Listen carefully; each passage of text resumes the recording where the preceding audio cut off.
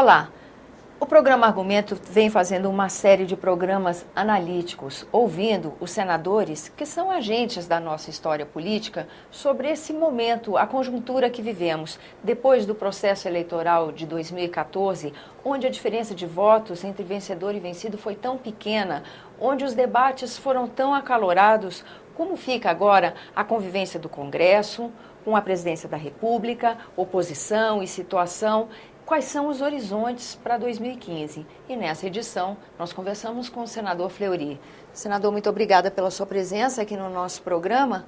A gente já um pouquinho antes da gravação já estava tocando no assunto, né? E o senhor começava justamente falando para mim que o senhor não vê o país como um país que ficou dividido e polarizado depois do processo eleitoral, é isso mesmo? Tânia, eu acho que a democracia, o país mostrou que está muito maduro na democracia. Apesar de nós termos uma democracia recente, mas ficou provado, né, a democracia. Eu acho que a presidenta ganhou com legitimidade, tá certo? Ganhou no Sul, ganhou no Norte, certo? No Nordeste, no Centro-Oeste. Teve alguns estados que ela não ganhou, mas teve estados que ela ganhou muito bem. Certo? Isso eu não acredito que seja em programas dirigido àqueles estados. Eu sou contra essa divisão que estão querendo fazer entre Norte e Sul. Eu acho que ela prestou serviço ao Brasil e estado com mais carência foram beneficiados.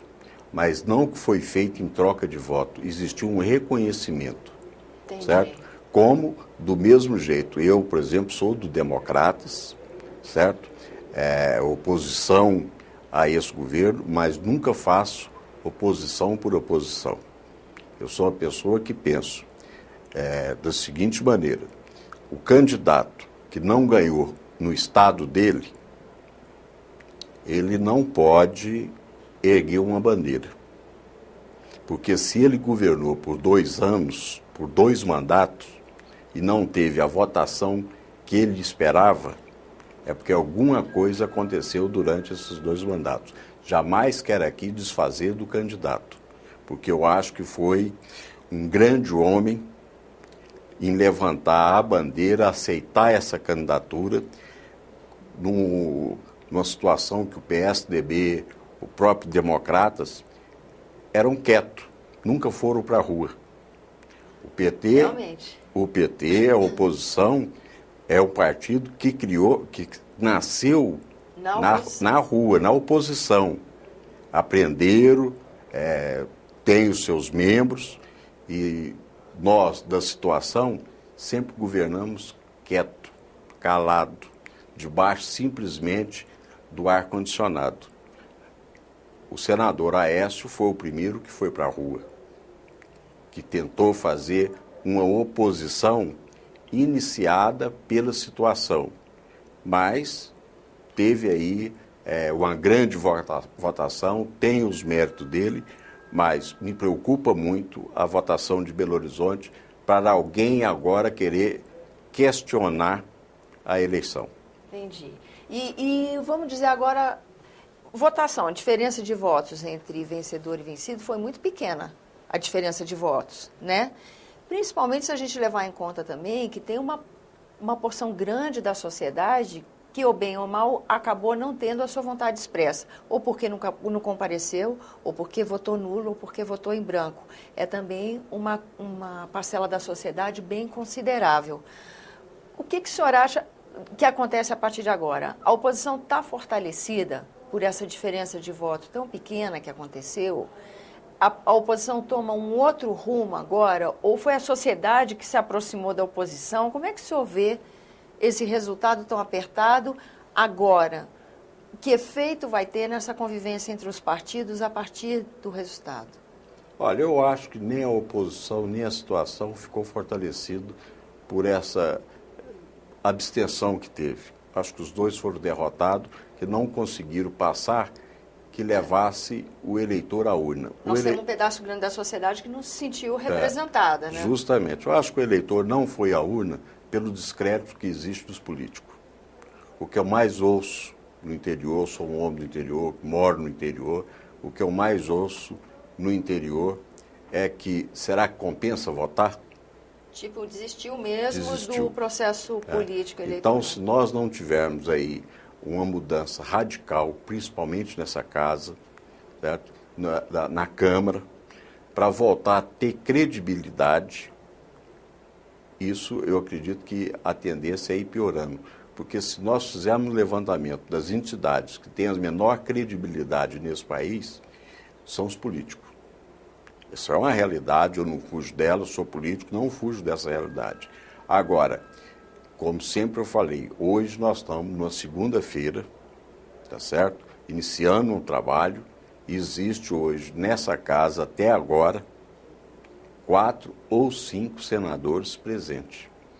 E isso não justifica, certo? Se nós ganhamos, nós temos salário, ganhamos para trabalhar, aceitamos o cargo de senador, eu acredito que é para ficar aqui, acredito não, quero ficar aqui, queria todos ficassem aqui de segunda a sexta, porque os nossos funcionários que trabalham ficam de segunda a sexta e nós trabalhamos para toda uma nação, certo? Quem nos paga são mesmo o povo que paga os nossos funcionários. Porque eles ficam de segunda a sexta e alguns senadores querem ficar 2, 3 dias por semana.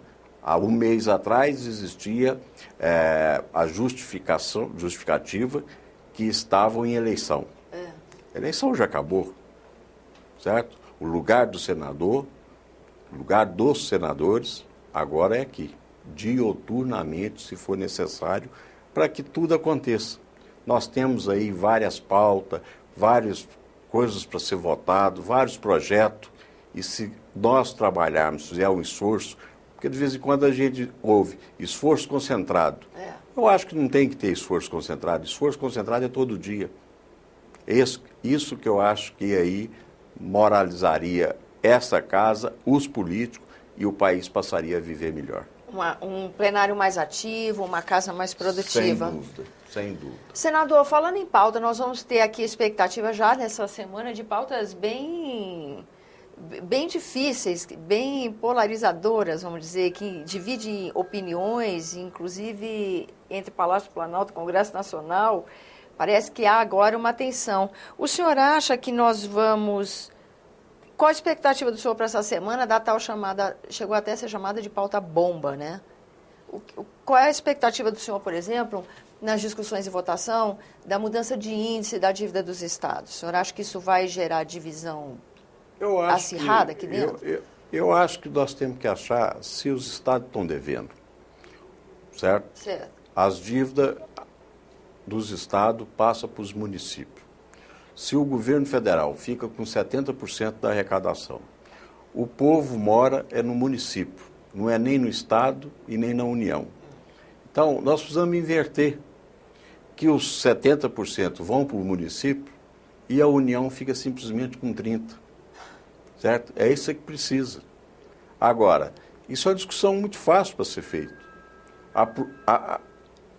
Acho e aproveito a oportunidade que, além dessa discussão das dívidas, nós precisamos discutir as dívidas dos produtores também, que estão no município. O senhor tem insistido nisso, né? Tem insistido, porque sei das dificuldades que é um produtor plantar sem ter seguro, né? Essa deveria ser uma pauta que o Senado inteiro tinha que estar discutindo aqui, como que se nesse país, o maior arrecadação, a maior receita desse país que vem do agronegócio, o agronegócio ainda não tem um seguro.